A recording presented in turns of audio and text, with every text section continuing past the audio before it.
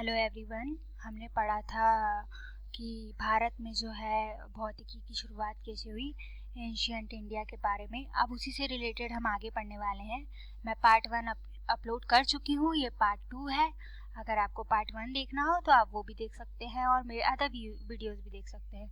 ये जो सामने फ़ोटो दिख रही है, ये फ़ोटो है नालंदा यूनिवर्सिटी की। और नालंदा यूनिवर्सिटी हमारे यहाँ की सबसे पुरानी यूनिवर्सिटी है और साइंस से रिलेटेड ये चीज़ें बहुत इम्पॉर्टेंट है, क्योंकि हमारे पुराने कई ऐसे साइंटिस्ट रहे हैं जिन्हें हम साधु मानते थे, हमें पता ही नहीं था कि ये साइंटिस्ट हैं और कई खोजें वो हमारे सामने करके गए हैं।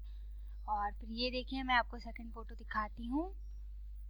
सेकंड फ़ोटो ये देखिए, ये है तक्षशिला की, जो कि अभी पाकिस्तान में है। ये भी हमारे इंडिया की साइंस में बहुत ही बड़ी खोज है। मतलब यहाँ पर बहुत सारे साइंटिस्ट रहे हैं, बहुत सारे साधु वगैरह रहे हैं जिन्होंने कई खोजें की हैं और हमें पता ही नहीं है। अब हम इनके बारे में थोड़ा जानना शुरू करते हैं। तो ओके, लेट्स स्टार्ट।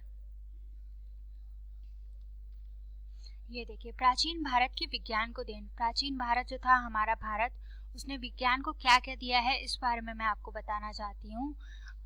ठीक है, कई चीज़ें आपको पता भी होंगी बट कई चीज़ें ऐसी भी हैं जो आपको नहीं पता होंगी, तो वही मैं आपको बताना चाहती हूँ।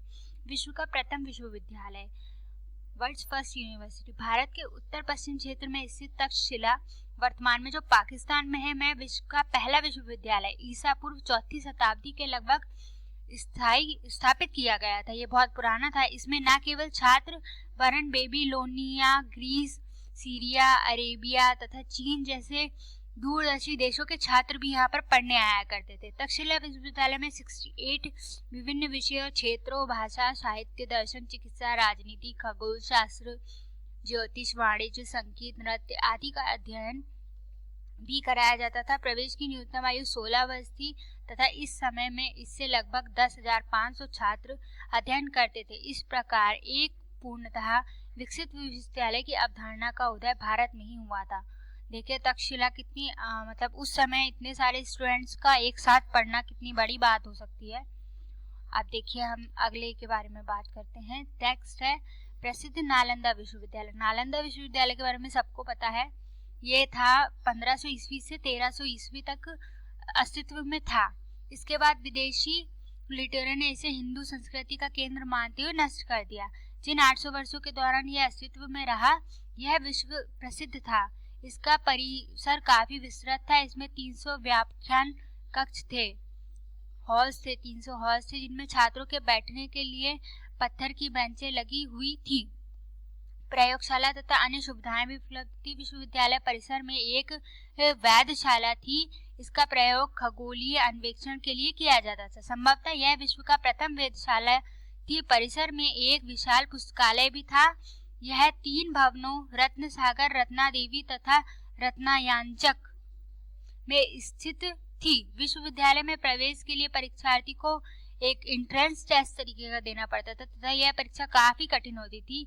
हेवेनसांग के अनुसार विश्वविद्यालय में लगभग 10,000 छात्र तथा 200 अध्यापक हुआ करते थे। नालंदा विश्वविद्यालय और तक्षशिला विश्वविद्यालय बहुत बड़ी चीज थी, मतलब बहुत बड़ी खोज थी हमारे यहाँ उस समय। कॉलेजेस का होना और वहाँ पर विद्यार्थियों का होना और वहाँ पर खगोल शास्त्र और सब चीजें थी जिनसे बच्चे पढ़ सकते थे। अब हम नेक्स्ट के बारे में बात करेंगे, शून्य की खोज। देखिए हमारे यहाँ कितने सारे अच्छे अच्छे वैज्ञानिक थे, उन्हें कितनी सारी खोज की। शून्य की खोज जो सबसे इम्पोर्टेंट खोज मानी जाती है, ये भी भारत में की गई।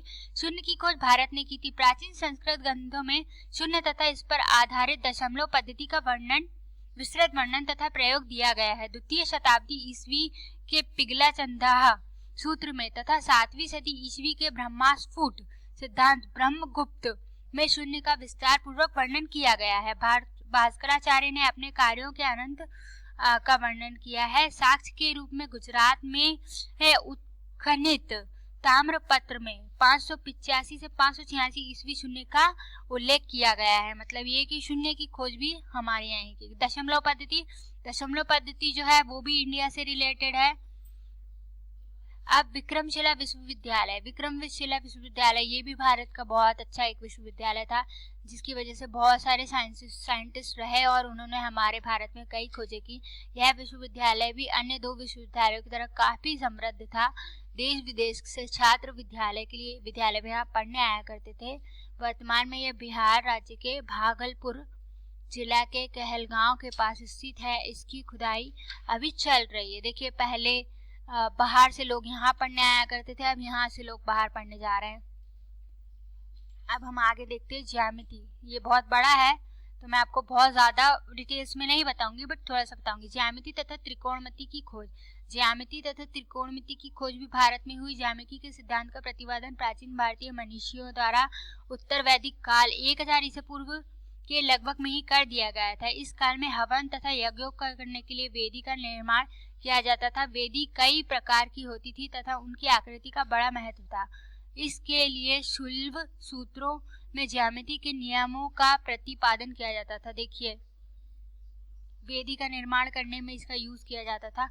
आधुनिक त्रिकोणमिति के जिन नियमों से वर्तमान विश्व परिचित है उन्हें 500 ईसा पूर्व में ही प्रतिपादित कर दिया गया था। सूर्य सिद्धांत में ज्या, उत्क्रम ज्या तथा कोया आदि का स्पष्ट विवरण दिया गया है। अंग्रेजी के शब्द सिन की उत्पत्ति किस प्रकार हुई है, इस संबंध में कहा जाता है कि सर्वप्रथम अरब के लोगों ने सूर्य सिद्धांत पुस्तक में वर्णित ज्या को जैब कहा।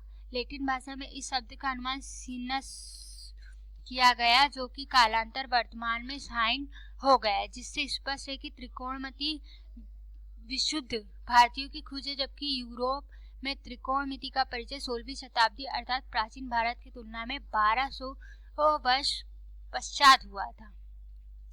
अब शुल्ब सूत्रों में पाई की वैल्यू होती है 3.004 का अनुमान लगाया है। मानव शुल्ब में पाई की वैल्यू 3.164 हुआ है। अन्यत्र विवरणों में पाई इक्वल टू 3। आर्किमिडीज ने 212 बीसी इसका मान 22/7 बताया था, जिसकी वैल्यू हमें सब जानते हैं 3.1428 समथिंग होती है।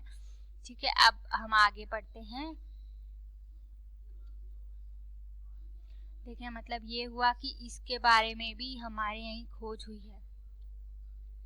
अब देखो, पाई का मान, पाई की वैल्यू किसी वृत्त के व्यास या तथा परिधि के अनुपात को पाई से प्रदर्शित करते हैं।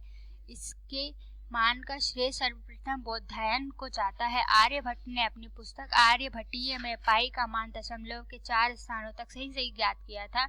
इस सिद्धांत में निम्नलिखित श्लोक है: चतुर्धिकम शतमष्टगुणम द्वाष्टिस्तथा सहस्राणायाम अयुतद्वय विष्कम्भ्याम विष्कम्भस्यासनो वृत्ता परिणाय। सॉरी, मेरी संस्कृत इतनी अच्छी नहीं है, अगर कुछ गड़बड़ हो गई हो तो मुझे माफ कीजिएगा। आप देखिए, न्यूटन के गति के नियम नहीं, महर्षि कणाद के कर्म के नियम है। न्यूटन का जो नियम था उसके पहले ही महर्षि कणाद के कर्म के नियम आ चुके थे, जो कि न्यूटन के नियम से ही रिलेटेड हैं। जिन नियमों को दुनिया न्यूटन के द्वारा प्रतिपादित मानती है वह उनके हैं नहीं, यह सत्य है।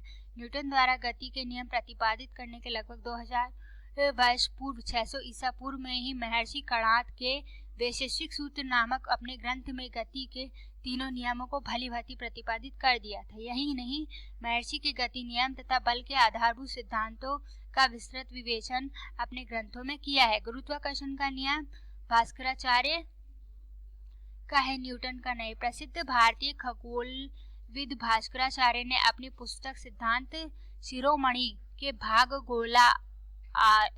गोलाध्याय में गुरुत्वाकर्षण बल का विवेचन किया है। यही विवेचन न्यूटन ने 500 वर्ष बाद 1687 में किया था। बौधायन का प्रमेय पाइथागोरस का नहीं। जो ये पाइथागोरस प्रमेय है वो कहा जाता है कि पाइथागोरस की नहीं थी, बौधायन की थी। बौधायन ने 6ठी शताब्दी ईसा पूर्व में ही इसका प्रतिपादन कर दिया था। आर्यभट्ट के ग्रंथ में इसे और स्पष्ट रूप से दिया गया है। आर्यभट्टीय गणित पाद श्लोक 17 से स्पष्ट है। कर्ण का वर्ग पर इक्वल टू भुजा का वर्ग प्लस कोटि का वर्ग। मतलब कहा जाए गुरुत्वाकर्षण का नियम, न्यूटन के नियम और पाइथागोरस प्रमेय, ये सब इंडिया से ही रिलेटेड है। आपको मेरा वीडियो पसंद आया तो लाइक कीजिएगा, अगर आपको कुछ कमी लगी हो तो आप वो भी बता सकते हैं, और मेरे चैनल को प्लीज़ सब्सक्राइब कीजिए। मैं आगे भी आपको और वीडियोस डाल रही हूँ, और वीडियोस अच्छे वीडियोस बनाने वाली हूँ। इसमें मैं 12th 11th BSc और MSc तक का पूरा सिलेबस कवर करने वाली हूँ। मेरा वीडियो देखने के लिए धन्यवाद।